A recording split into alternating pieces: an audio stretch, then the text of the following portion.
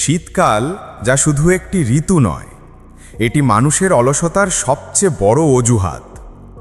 আজ খুব ঠান্ডা লাগছে, হাত পা বরফ হয়ে যাচ্ছে, কুয়াশায় সূর্য দেখা যাচ্ছে না।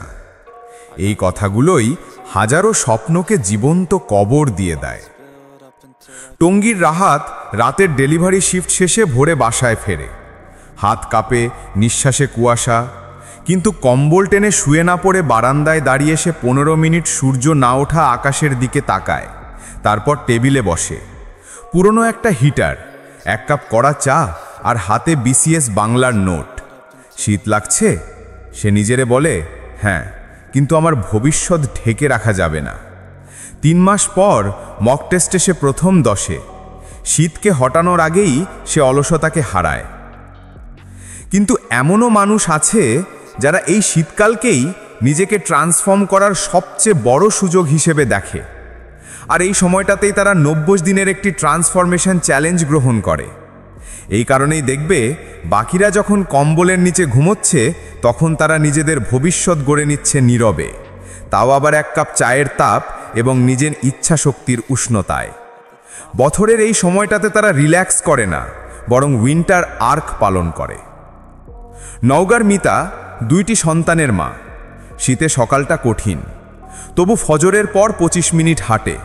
ঘরে ফিরে 10 মিনিট ডায়েরিতে লেখে, আজ আমি 1% ভালো। আর রান্না বসানোর ফাঁকে 6 পৃষ্ঠা ইংরেজি পড়া। সে বলতো, শীত আমার অজুহাত ছিল, এখন শীত আমার তালিম। তুমি কি জানো এই উইন্টার আর্ক আসলে কি? এটা হলো তোমার জীবনের একটা ফেজ যেখানে ঠান্ডা হাওয়া তোমার শরীরে লাগবে, কিন্তু তুমি তা অনুভব করবে না, কারণ তোমার ভেতরে জ্বলবে এমন এক আগুন যা বাইরের শীতকেও হার মানাবে। যখন তুমি কুয়াশার মধ্যে ঘুম থেকে উঠবে, ঠান্ডা হাতে বই ধরবে, ব্যায়াম করবে, তখন তোমার ভেতরের ওই অলস রাস্তাটা একটু একটু করে নুয়ে পড়বে এবং দিন শেষে তুমি নিজের ভেতরে এমন কিছু অনুভব করবে যা তোমাকে আগের চেয়ে বহুগুণ বেশি এনার্জি প্রোভাইড করবে। আর তখনই তুমি বুঝবে যে এই পৃথিবীতে তুমি শুধুমাত্র সারভাইভ করতে না, বরং ইভলভ করতে এসেছো। নিজের দুর্বলতাগুলোকে শক্তিতে পরিণত করা। মানুষ যেখানে পিছিয়ে যাবে, সেখানে তুমি একটু একটু করে সামনে গাবে। যখন সবাই কম্বল টেনে মাথা মুড়ে দেবে, সেখানে তুমি নিজের ভবিষ্যতের জন্য ঘাম ঝরাবে। নওগাঁর মিতা 2টি সন্তানের মা। শীতে সকালটা কঠিন, তবু ফজরের পর 25 মিনিট হাঁটে। ঘরে ফিরে 10 মিনিট ডায়েরিতে লেখে, আজ আমি 1% ভালো। আর রান্না বসানোর ফাঁকে 6 পৃষ্ঠা ইংরেজি পড়া। সে বলতো, শীত আমার অজুহাত ছিল, এখন শীত আমার তালিম। নীলফামারীর Shakil first year engineering. Boarding রুমের জানালায় সারা সকাল কুয়াশা। সে দেয়ালে উইন্টার আর্ক 90 লিখে 5টা সময় বসে পড়ে। প্রথম সপ্তাহ ঘুম চোখে লেগে আসে, দ্বিতীয় সপ্তাহ শর্ট নোট তৈরি, তৃতীয় সপ্তাহ পূর্বের বছরের প্রশ্ন অনুশীলন, মিড টার্মে 65 থেকে 82। সে বলেছিল, সকাল আমাকে বদলে দিল, তারপর আমি দুপুরকে বদলেছি।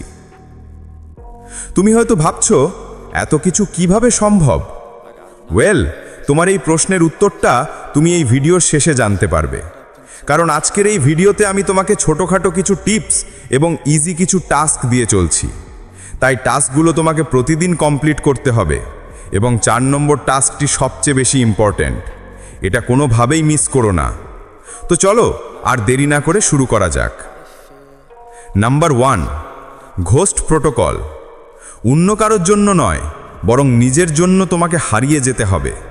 তোমার মাথায় একটা কথা ভালোভাবে ঢুকিয়ে নিতে হবে, আর তা হলো, যদি তুমি তোমার পুরনো ভার্সনটিকে গায়েব না করো, তাহলে কখনোই নিজের নতুন ভার্সনটি তৈরি করতে পারবে না। তুমি হয়তো অনুভব করছো যে সব কিছু ঠিকঠাক চলছে, কিন্তু ভেতর ভেতর একটা শূন্যতা জমে আছে। তুমি জানো তুমি আরও বড় কিছু হতে পারতে, আরও বড় কিছু করতে পারতে, কিন্তু চারপাশের মানুষ, সোশ্যাল মিডিয়া, অপ্রয়োজনীয় সম্পর্ক, এসব মিলে তোমাকে আটকে রেখেছে এক অদৃশ্য জালে। তাই সময় এসেছে ঘোস্ট মোড চালু করার। এ মোডে তুমি কাউকে বোঝাতে যাবে না যে কেন তুমি দূরে যাচ্ছ। তুমি কিছু পোস্ট করবে না, তুমি কিছু বলবে না, তুমি শুধু কাজ করবে নীরবে। Uttara sector 11 Nishat graphics freelancer. সে ঘোস্ট মোড লিখে ফোনের সোশ্যাল অ্যাপগুলো 30 দিনের জন্য স্টপ করে। প্রথম 4 দিন অস্থিরতা, 7ম দিনে মন শান্ত, 14তম দিনে তার পোর্টফোলিও আপডেট এবং 21তম দিনে প্রথম $1000 ক্লায়েন্ট। সবাই জিজ্ঞেস করে, কোথায় ছিলে? সে হাসে, আমি হারাইনি, আমি গড়েছি। ইলন মাস্ক যখন পেপাল বিক্রি করে ফেলেন তখন সবাই ভেবেছিল তার সব কিছু শেষ, কিন্তু ঠিক সেই সময়টাতেই তিনি পুরো দুনিয়ার থেকে বিচ্ছিন্ন হয়ে নিজের সময় ব্যয় করলেন স্পেসএক্স আর টেসলার পেছনে। তার বন্ধুরা তাকে পাগল ভাবত, মিডিয়া তাকে নিয়ে হাসাহাসি করত, কিন্তু তিনি যোগাযোগ বন্ধ রেখে কাজ চালিয়ে গেলেন। ফলস্বরূপ আজ তিনি বিশ্বের সবচেয়ে প্রভাবশালী উদ্যোক্তাদের একজন। ব্রুসলির ক্যারিয়ারের মাঝখানে মারাত্মক চোট পেয়ে 6 মাসের জন্য শয্যাশায়ী হয়ে পড়েন। এরপর কোথায় যেন তিনি গায়েব হয়ে গিয়েছিলেন, কিন্তু হুট করেই পুরোপুরি ফিট হয়ে সবার সামনে এসে পুরো বিশ্বকে চমকে দিলেন। তার একটি বিখ্যাত উক্তি, বি ওয়াটার মাই ফ্রেন্ড, যা লাখো মানুষকে অনুপ্রাণিত করে। আর্নল্ড শোয়ার্জনেগার ছোট একটা গ্রাম থেকে উঠে এসে তিনি প্রথমে নিজেকে গড়ে তুলেন বডি বিল্ডিংয়ে। তারপর আমেরিকায় এসে বছরের পর বছর একা কাজ করে গেলেন। সব সম্পর্ক আর সব আরাম ছেড়ে নিজের শরীর ও মাইন্ড ট্রেনিংয়ে ডুবে গেলেন, এবং তার এই কঠোর অধ্যবসায়ের ফলে একসময় পুরো হলিউড তার দিকে তাকিয়ে থাকত। NBA থেকে অবসর নেওয়ার পর সবাই ভেবেছিল জর্ডানের ক্যারিয়ার শেষ, কিন্তু তিনি সম্পূর্ণভাবে সব কিছু থেকে দূরে সরে গিয়ে নিজের মানসিক প্রস্তুতি নিলেন। 2 বছর পর আবার ফিরলেন এবং আবারও NBA জিতলেন আর সবাইকে হতবাক করে দিলেন। ব্রুস ওয়েনও একদিন সব কিছু ছেড়ে গিয়েছিল, নিজেকে গড়েছিল ব্যাটম্যান বানানোর জন্য। মনে করো তুমি সেই মিশনে আছো, আর এই সময়টা হলো তোমার ট্রেনিং ফেজ। তুমি হয়তো একা থাকবে, কিন্তু মনে রেখো এই একাকিত্বই তোমাকে শক্তিশালী করে তুলবে। তাই বন্ধু বান্ধবের সাথে আড্ডা বাদ দাও, রাত জেগে রিলস দেখা বাদ দাও, কে কি করছে তাতে মনোযোগ দিও না। তুমি এখন শুধু একটাই কাজ করবে, আর তা হলো নিজেকে আপগ্রেড করা। তারপর দেখবে তুমি নও, তোমার কাজ কথা বলবে। নাম্বার 2, সকাল সকাল ঘুম থেকে ওঠা। বন্ধুরা, এই 90 দিনে তোমাকে সকাল সকাল ঘুম থেকে উঠতে হবে। আগে জেগে ওঠা মানে কেবল ঘুম ভাঙা নয়, এটা একটা মানসিক বিজয়, যেখানে তুমি নিজের অলসতাকে পরাজিত করো। যখন অ্যালার্ম বাজে তখন মস্তিষ্ক তোমাকে থামানোর চেষ্টা করে। সে বলে আরও 5 মিনিট ঘুমাও, আর এটা মূলত একটা ট্র্যাপ, যেখানে তুমি যদি ভুলেও একবার ভেবে বসো যে আরও 5 মিনিট ঘুমানো যেতেই পারে, তাহলেই তুমি শেষ। কারণ সে 5 মিনিট যে কখন 50 মিনিটে পরিণত হবে তা তুমি বুঝতেই পারবে না।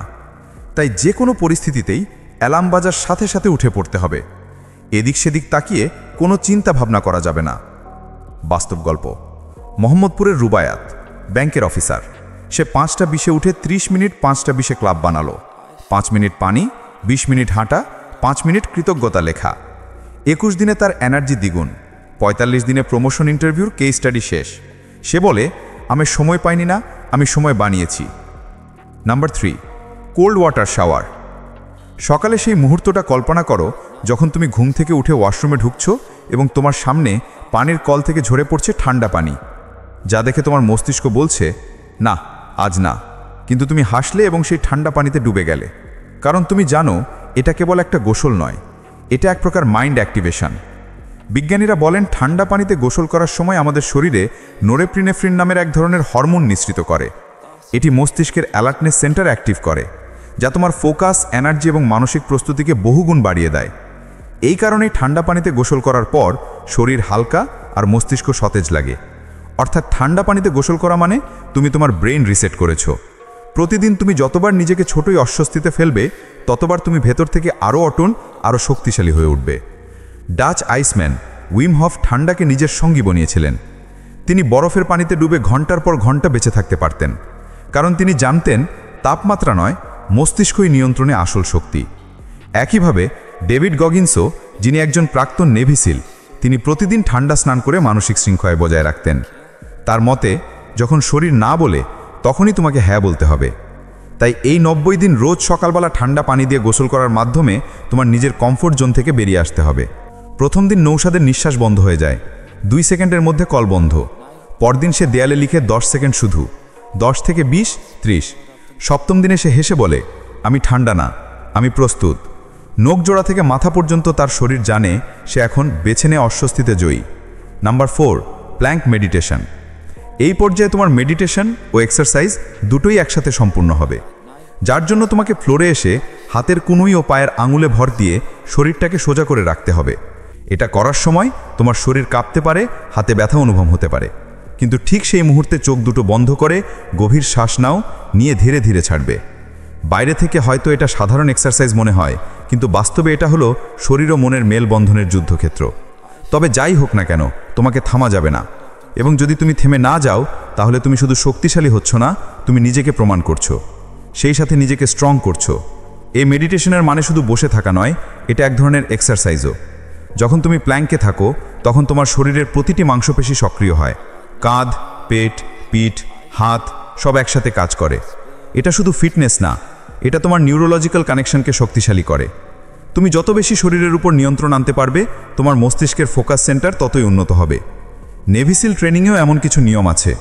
তুমি যত ব্যথা সহ্য করতে পারবে, ততই মানসিক কঠোর হবে। তাদের জন্য প্ল্যাঙ্ক শুধু একটা ব্যায়াম না, এটা হলো মেন্টাল আর্মরের অংশ। অনেক বিজ্ঞানী বলেন প্রতিদিন 2 থেকে 3 মিনিটের প্ল্যাঙ্ক মেডিটেশন করলে মানসিক স্থিরতা, আত্মনিয়ন্ত্রণ আর রাগের নিয়ন্ত্রণ বাড়ে। তাই তোমাকে রোজ এই মেডিটেশনটি করতে হবে। প্রথম দিন বেশিক্ষণ পারবে না, সেটা আমি জানি, কিন্তু ধীরে ধীরে প্রতিনিয়ত করার মাধ্যমে একসময় দেখবে তুমি দীর্ঘ সময় প্ল্যাঙ্ক করতে পারছো। আজিমতা আইটি সাপোর্ট, সারাদিন চেয়ারে, কোমর ব্যথা ক্রনিক। সে 30 সেকেন্ড প্ল্যাঙ্ক দিয়ে শুরু করলো, প্রতিদিন 10 সেকেন্ড করে বাড়িয়ে 3 মিনিটে গেল। চতুর্থ সপ্তাহে ব্যথা 50% কম, আর সবচেয়ে বড় অর্জন, আমি থামিনি, এই বাক্যটা। নাম্বার 5, ঘুম না আসা পর্যন্ত পড়ো। সেটা হতে পারে তোমার একাডেমিক বই কিংবা অন্যান্য টপিকের যে কোনো কিছু। সারাদিনের ব্যস্ততা, চাপ ও চিন্তার পর যখন সবাই ফোনের স্ক্রিনে হারিয়ে যায়, তখন ফোনের উজ্জ্বল স্ক্রিনের আলো তোমার মস্তিষ্ককে জাগিয়ে রাখে এবং ঘুমের হরমোন মেরিটোনিনের নিঃসরণ বন্ধ করে দেয়। কিন্তু একটা বই পারে তোমাকে শান্ত করে ধীরে ধীরে তোমার মনকে ঘুমের জন্য প্রস্তুত করতে। একটা বাস্তব উদাহরণ দেই। ছোটবেলায় যেমন পড়ার টেবিলে বসলে ঘুম আসতো, কিন্তু পড়ার টেবিল থেকে উঠে গেলে আর ঘুম আসতো না, এখানেও ঠিক এমনটাই হয়। একটানা পড়তে থাকলে ঘুম ধরবে, এটাই স্বাভাবিক। রিনা কন্টেন্ট রাইটার। রাত 11টার পর সে ফোনকে ফ্লাইট মোডে রেখে টেবিল ল্যাম্প জ্বালায়, মাথার পাশে পাতলা একটা বই, প্রতি রাতে 12 পৃষ্ঠা। 14 দিনে স্ক্রোলিং টাইম 2 ঘন্টা 40 মিনিট, ঘুমের গুণগত মান বেড়ে যায়। সে বলে বইটা ছিল সুইচ, স্ক্রিন অফ, মন অন।